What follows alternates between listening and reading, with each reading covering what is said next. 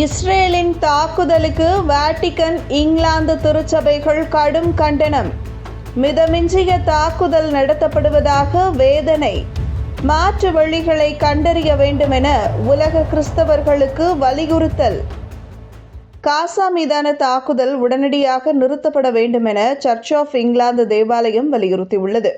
இதுகுறித்து அந்த தேவாலயம் வெளியிட்டுள்ள அறிக்கையில், இஸ்ரேலின் போர் முறை நன்னெறிகளுக்கு எதிராக உள்ளது. இதனை நியாயப்படுத்த முடியாது. ரஃபா நகருக்குள் நுழைய இஸ்ரேல் நடவடிக்கைகள் எடுத்து வருகிறது. இதனை நாங்கள் எதிர்க்கிறோம்.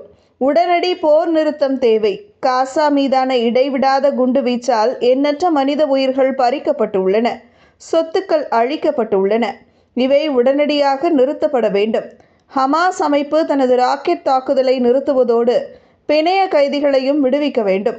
முன்னதாக வாட்டிகன் நாட்டின் செயலாளர் கார்டினல் பெட்ரோ பரோலின் அளித்த பேட்டியில், காசாவின் மனித இழப்புகள் நியாயப்படுத்த முடியாதவை என தெரிவித்தார். இஸ்ரேல் தன்னைத்தானே தற்காத்துக் கொள்ள உரிமை பெற்றுள்ளது. ஆனால் தற்போது இஸ்ரேல் நடத்தி வரும் தாக்குதல்கள் மிதமிஞ்சியவை, அதிகப்படியானவை.